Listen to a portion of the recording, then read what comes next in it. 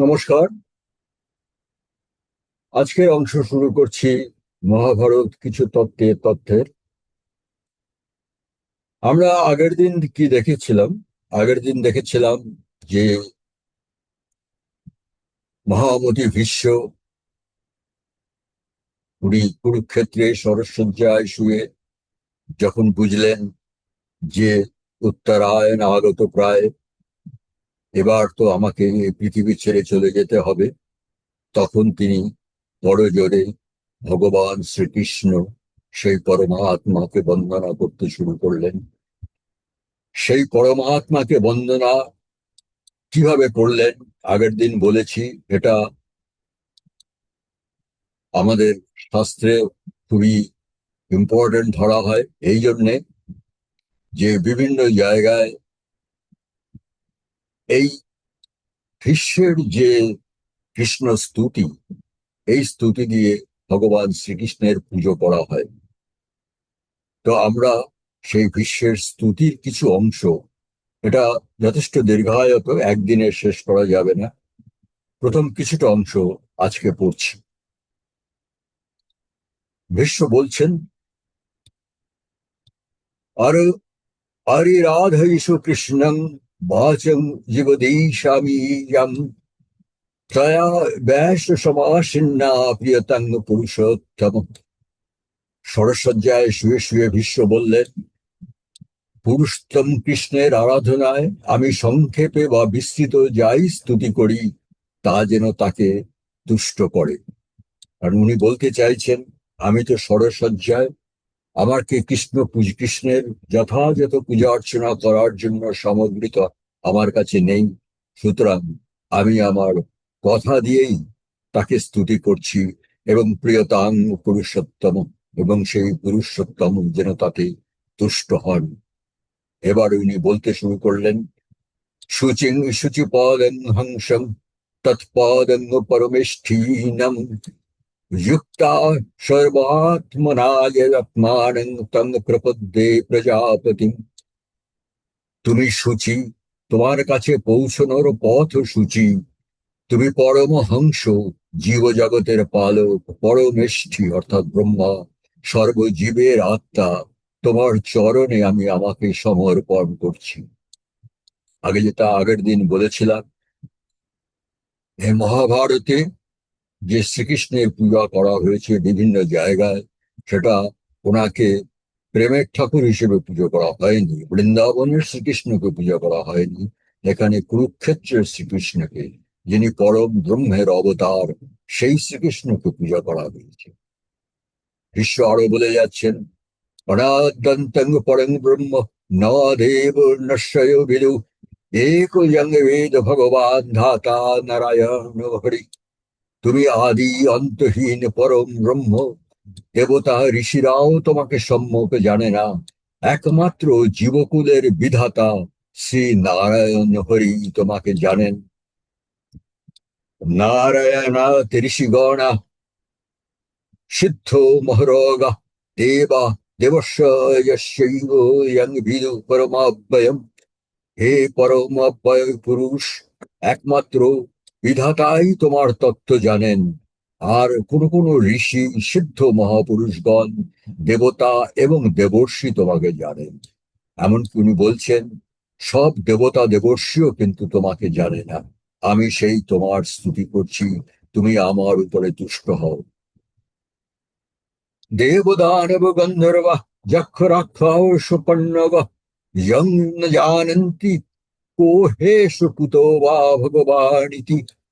দেব দানব গন্ধর্ব না কেউ জানে না তুমি কে, কোথা থেকে তোমার উদ্ভব, কোথা থেকে তুমি এসেছো। যস্মিন বিশ্বানি ভূতানি তিষ্ঠন্তি চ বিশন্তি চ গুণভূতানি ভূতেষু সূত্রে মণিগণাইব। যস্মিন নিত্যে ততি তন্তৌ দৃঢ়স্নগীব তিষ্ঠতি সৎসদগ্রথিতং বিশ্বং বিশ্বঙ্গে বিশ্বকর্মাণি। তোমার মধ্যেই এই স্থাবর জঙ্গম জগতে নিহিত, আবার তোমার মধ্যেই তা বিলীন হয়। এবারে উপমা দিয়ে বলছেন, যেমন সূক্ষ্ম সুতোয় মণিরত্নের মালা গাঁথা হয়, তেমনি তোমার মায়ার সুতোয় ভূত গুণ সম্পন্ন এই জগৎ গাঁথা রয়েছে। অপূর্ব উদাহরণ হচ্ছে তোমার এই যে ভূত গুণ সম্পন্ন জগৎ, যে জগৎকে আমরা দেখতে পাচ্ছি, এই জগৎ কিন্তু তোমার মায়ার সুতোতেই গাঁথা রয়েছে, নিত্য বিরাজমান। যস্মিন নিত্যে ততে তন্তু দৃঢ়স্নগীব তিষ্ঠতি সদসদ গ্রথিতং বিশ্বং বিশ্বাঙ্গে বিশ্বকর্মাণি। নিত্য বিরাজমান, তুমি এক সূক্ষ্ম কিন্তু দৃঢ় সুতোর মতো, সেই সুতোতেই গাঁথা এই সদ অসদ বিশ্ব তোমারই অঙ্গে শোভা পাচ্ছে। এখানে এই সদ অসদের বানানটা খেয়াল করবেন, এটা কিন্তু সৎ অসৎ নয়। সদ অসদ বিশ্ব মানে হচ্ছে, একটু বোধহয় বলা প্রয়োজন, সদ বিশ্ব হচ্ছে যে বিশ্বকে আমরা দেখি, এই সূর্য চন্দ্র গ্রহ নক্ষত্র, যে বিশ্বকে আমরা দেখি, যে বিশ্বকে আমরা মানুষ আমরা ইন্দ্রিয় দিয়ে বুঝতে পারি।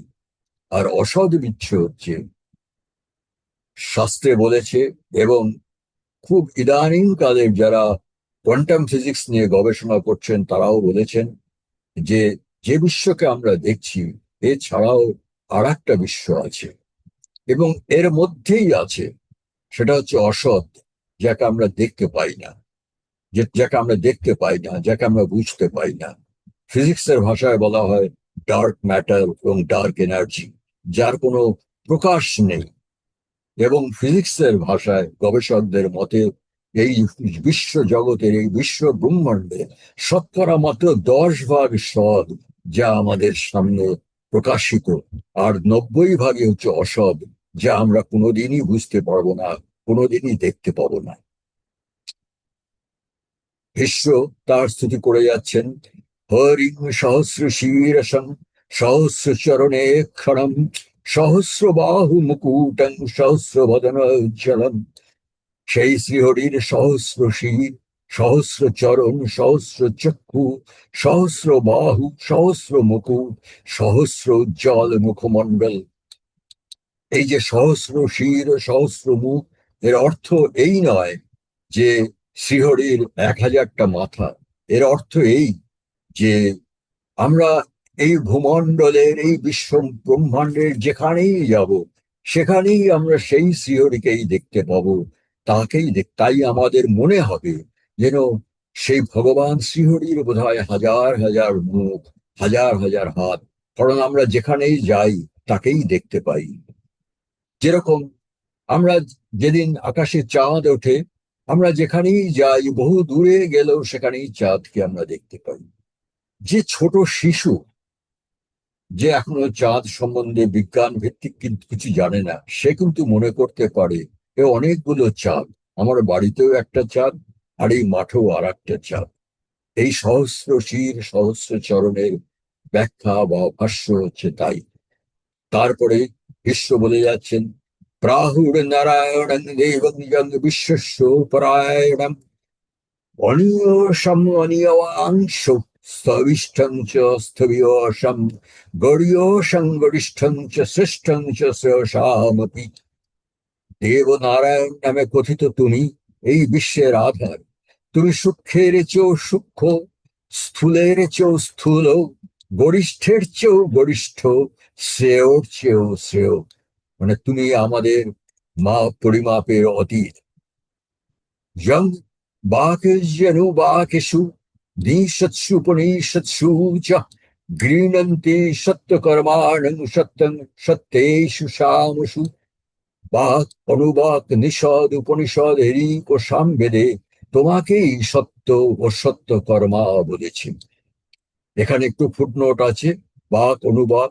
বাক হচ্ছে যেসব মূল মন্ত্রে স্রষ্টাকে উপলব্ধি করার মূল মন্ত্র, এগুলো ঋগ্বেদের 10ম মণ্ডলের কিছু মন্ত্র এবং যজুর্বেদেরও কিছু মন্ত্র। অনুবাক হচ্ছে সেই সব মূল মন্ত্রের ব্যাখ্যা যেখানে করা হয়েছে। আর নিষদ হচ্ছে দেবতাদের জানার মন্ত্র, পরম ব্রহ্মকে জানার নয়। আর উপনিষদ হচ্ছে বিশুদ্ধ পরমাত্মা, পরম ব্রহ্মকে উপলব্ধি করার যে মন্ত্র, তাকে বলা হয় উপনিষদ। বিশ্ব বলে যাচ্ছেন, চতুর্ভিশ্ব চতুরাত্মনং সত্ত্বস্থং সত্ত্বতং পতিম জং দিব্যৈর্দেবমর্চন্তি গুচ্ছৈ পরমানামপি। চার রূপে, ব্রহ্মাত্মা, জীবাত্মা, মন এবং অহং, এই চার রূপে, চার দিকে গুচ্ছ তোমাকে, চার নামে বাসুদেব, শঙ্কর্ষণ, প্রদ্যুম্ন ও অনিরুদ্ধ নামে দেবতারা তোমার পূজা করেন। যস্মিন নিত্যং তপস্তাপ্তং যদঙ্গেষ্যনুতিষ্ঠতি সর্বাত্মা সর্ববিদ সর্বজ্ঞ সর্বভাবন। সবার মধ্যে বিরাজমান তোমাকে নিত্য পূজা করা হয়। তুমি সর্বজীবের আত্মা, সতত সর্বত্র ব্যাপী, সর্বজ্ঞ, সব কিছুর উৎসই তুমি। যং দেবং দেবকী দেবী বাসুদেবাতি জীজনত ধৌমস্য ব্রহ্মণ গুপ্তৈ তৃপ্তম অগ্নিমিব আরণি। অরণি কাষ্ঠ যেমন অগ্নির জন্ম দেয়, তেমনি ব্রহ্মণ্য, বেদ ও যজ্ঞকে রক্ষা করার জন্য দেবকী দেবী বসুদেবের ঔরসে তোমাকে এই পৃথিবীতে জন্ম দিয়েছিলেন। যমনন্য ব্যপ্যতাশিরাত্মানং বীতকলমৌষম দৃষ্টন্তন্তায় গোবিন্দং পশ্যত্যাত্মানমাত্মনি। অতি বজ্রেন্দ্র কর্মাণম অতি সূর্যাতি তেজসম অতি বুদ্ধিন্দ্রিয়াত্মানং তং প্রপদ্যে প্রজাপতিম। তোমার পরাক্রম ইন্দ্র, পবন দেবতার চেয়েও অনেক গুণ বেশি। তোমার তেজ সূর্যের চেয়েও বহুগুণ বেশি। তুমি ইন্দ্রিয়, মন ও বুদ্ধির অতীত। মানে ইন্দ্রিয়, মন, বুদ্ধি, যুক্তি দিয়ে তোমাকে জানা যায় না, তোমাকে শুধু উপলব্ধি করা যায়। শুধু যারা সারা পৃথিবীর সমস্ত কামনা বাসনা ত্যাগ করে অনন্য মনে স্থিত হয়ে পাপরহিত বিশুদ্ধ অন্তঃকরণে পরমাত্মা গোবিন্দের ধ্যান করে, তারাই জ্ঞান দৃষ্টিতে তোমাকে দর্শন করতে পারে। আর আজ আমি তোমারই শরণ নিতে চাই, তুমি আমাকে আশ্রয় দাও। পুরাণে পুরুষং প্রত্যং ব্রহ্ম প্রত্যং যুগাদিষু ক্ষয়ে সংকর্ষণং প্রত্যং তমুপাস্যম উপাসমহি। পুরাণে যাকে পুরুষ নাম দেওয়া হয়েছে, যুগের আদিতে যাকে ব্রহ্ম নাম দেওয়া হয়েছে, যুগ ক্ষয়ে যাকে সংকর্ষণ নাম দেওয়া হয়েছে, সেই তোমার আমি আজ বন্দনা করি। যমেকং বহুধায় আত্মানং প্রাদুর্ভূতমধক্ষয়ম নন্য ভক্তা ক্রিয়াবন্ত যজন্ত সর্বকামদম। যমাহুরি জগত কোশং যস্মিন সন্নিহিতা প্রজা যস্মিন লোক স্ফুরন্তি মে জলে শকুনায় যথা। অর্থাৎ তুমি একমেব দ্বিতীয়ম হয়েও বহু রূপে প্রকাশিত। তুমি ইন্দ্রিয় ও গুণের ঊর্ধ্বে। এখানে গুণ মানে বৈশিষ্ট্য। সংস্কৃতে গুণ মানে কিন্তু কোয়ালিটি নয়, গুণ মানে বৈশিষ্ট্য। তোমার কোনো বৈশিষ্ট্য নেই, যেরকম বলা হয় না আর নিরাকার নির্গুণ। তোমার কোনো বৈশিষ্ট্য নেই যা দিয়ে তোমাকে আমি চিনতে পারি। তোমার ভক্তরা সততই তোমার পূজায় রত, তুমি তাদের সকল বাঞ্ছা পূর্ণ করো। তাই তোমাকে জগতের কোষাগার বলা হয়। জলের উপরে সঞ্চরণশীল পক্ষীর মতো এই জীব জগৎ তোমার উপরে স্ফুরিত। অর্থাৎ আমরা দেখেছি বড় পুকুর দিঘির উপরে ছোট ছোট পাখি জলের উপর দিয়ে হেঁটে চলে যায়, তাদের জীবন সেখানেই। এই আমরা যারা মানুষ, এই যে জীব জগৎ, এ কিন্তু সেই বিরাট বিশাল গভীর দিঘির মতো যে তুমি, তোমার উপরেই আমরা বিচরণ করছি। তারপর আরো বলছেন, রীতমেকাক্ষরং ব্রহ্ম যত্তৎ ষোডশতৌ পরম অনাদি মধ্য পর্যন্তং না দেব নশ্বয়ো বিদু। যং সুরাসুর গন্ধর্বা সিদ্ধা ঋষি মহোরগা প্রিয়তা নিত্যম অর্চন্তি পরমং দুঃখ ভেষজম। তুমি সত্য স্বরূপ, এক এবং অক্ষয় ব্রহ্ম, সদ অসতের অতীত। তোমার আদি অর্থ মন্ত নেই। দেবতা ঋষিরাও তোমাকে সম্মুখে জানে না। সুর, অসুর, গন্ধর্ব, সিদ্ধ, ঋষি বা মহাসর্পগণ নিত্য তোমার পুজো করেন। আর তুমি দুঃখ নাশের মহৌষধ। আমরা যখন দুঃখের মধ্যে পড়ি, তখন তোমার বন্দনা, তোমার স্তুতি আমাদের সেই দুঃখ থেকে উদ্ধার করে। অনাদি নিধনম দেবমাত্মজোনিং সনাতনম অপ্রেক্ষু মনোভিজ্ঞেয়ং হরিং নারায়ণং প্রভু। তুমি জন্ম মৃত্যুহীন, তোমার কোনোদিন জন্ম হয়নি, মৃত্যুও হয়নি।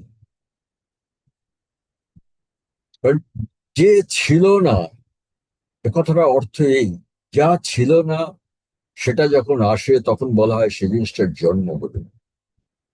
কিন্তু এরকম তো কোনোদিনই ছিল না যেদিন তুমি ছিলে না, সব পরম ব্রহ্ম ছিলেন না।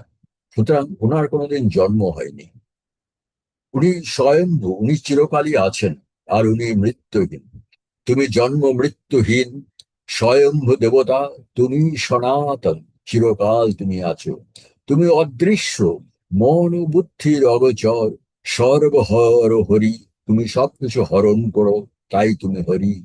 তুমি প্রভু শ্রী নারায়ণ।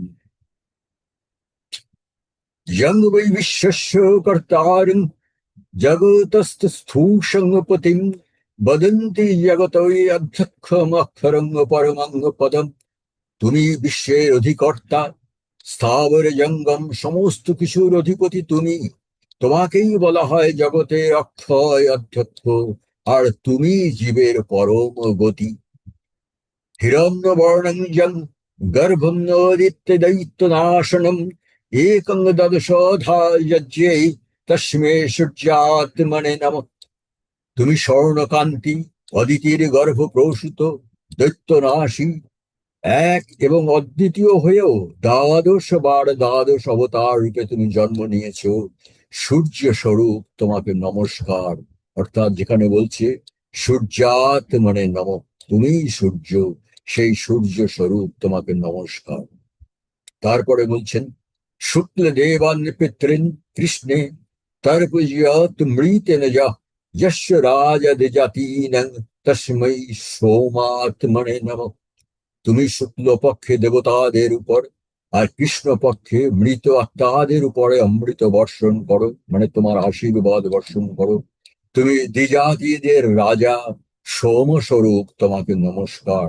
সোমাত্মনে নম, অর্থাৎ তুমি সোম, তোমারই এক স্বরূপ, সেই স্বরূপকে আমার নমস্কার। হুতাশন মুখোর্দেশ বর্ধার্জিত সকল জগৎ হবি প্রথম ভুক্তা যস্তস্मै পুত্রাত্মনে নম। তোমার মুখ থেকে অগ্নি নির্গত হয়, তুমি সকল জগৎকে ধারণ করো, তুমি প্রথম ভবিষ্যের ভাগী, সেই পুত্র স্বরূপ, তোমাকে নমস্কার। মহতস্তস্তামস পারে পুরুষং হেতি তেজসম। গভীর অজ্ঞানতার গভীর অন্ধকারের ওপারে তেজময় জ্যোতিষম হচ্ছে তুমি। ইয়ং মৃত্যুমত্তেতি, যাকে জানলে পরে আর মৃত্যু ভয় থাকে না। তস্मै জ্ঞাতমনে নম, সেই জ্ঞেয় স্বরূপ, তোমাকে নমস্কার। জং বৃহন্তং বৃহত্তুক্ষে যমগ্নৌ মহাধ্বরে যং বিপ্রসংহা গায়ন্তি তস্मै বেদাত্মনে নম। বৃহৎ সামবেদে যাকে বৃহৎ বলে উল্লেখ করা হয়েছে, মহাযজ্ঞে অগ্নিহোত্রে ব্রাহ্মণগণ যার স্তুতি করেন, সেই বেদ স্বরূপ, তোমাকে নমস্কার। ঋগ্যজুষামধমানং দশার্হবীরাত্মাকম যং সপ্তস্তুং তন্নোতি তস্मै যজ্ঞাত্মনে নমঃ। ঋক সাম যজুর্বেদ যার তেজ স্বরূপ, পঞ্চরকম ভবিষ্য যার প্রাপ্য, সাত ছন্দ, অর্থাৎ আমাদের বেদের যে সাতটি ছন্দ, গায়ত্রী, অনুষ্টুপ, পঙ্ক্তি, ত্রিষ্টুপ, জগতি, বিরাট এবং উষ্ণিক, এই সাত ছন্দ তোমার নারী স্বরূপ, সেই যজ্ঞ স্বরূপ, তোমাকে নমস্কার। চতুর্ভিশ্ব চতুর্ভিশ্ব দাভ্যাং পঞ্চভীরেব চ হোতে চ পুনর্দভ্যাং তস্मै হোমাত্মনে নমঃ। চার চার দুই পাঁচ দুই, এই 17 অক্ষর মন্ত্রে, সে মন্ত্রটা কি হয়তো আপনারা অনেকেই শুনে থাকবেন। আশ্রায়স্তু সৌষট যজয়ামহে বর্ষ। এটা যজ্ঞে আহুতি দেবার একটা মন্ত্র। এই 17 অক্ষর মন্ত্র যার উদ্দেশ্যে আহুতি দেওয়া হয়, হোম স্বরূপ, সেই তোমাকে নমস্কার। আজকে আমরা এই অবধি পড়লাম। যেটা বলেছি এটা একদিনে করা সম্ভব নয়। আমরা এর পরের দিন এই যে মহামতি ভীষ্ম ভগবান শ্রীকৃষ্ণের স্তুতি করছেন, এই স্তুতিটা আমরা বাকি অংশটা এর পরের দিন আবার পড়ব। আপনারা বুঝতেই পারছেন ব্যাসদেব কিভাবে এটা কত যত্ন করে রচনা করেছেন মহামতি ভীষ্মর নাম দিয়ে, যেখানে বলা হচ্ছে যে ভগবান শ্রীকৃষ্ণ আসলে উনি পরম ব্রহ্ম, উনি সব, উনি সবার উপরে। ওনাকে আমরা কেউ জানি না, ওনাকে আমরা কেউ দেখতে পাই না, শুধু উপলব্ধি করতে পারি। তাহলে আমরা এই সাধারণ মানুষ আমরা কি করতে পারি, কতটুকু করতে পারি? আমাদের শুধু সারা জীবন চেষ্টা করতে হবে। এটা উপনিষদে বলে গেছে বারবার। আমাদের সারা জীবন চেষ্টা করতে হবে ধ্যানের মাধ্যমে, কর্মের মাধ্যমে, ভক্তির মাধ্যমে এবং সম্ভবলে জ্ঞানার্জনের মাধ্যমে তাকে বোঝা, তাকে উপলব্ধি করা।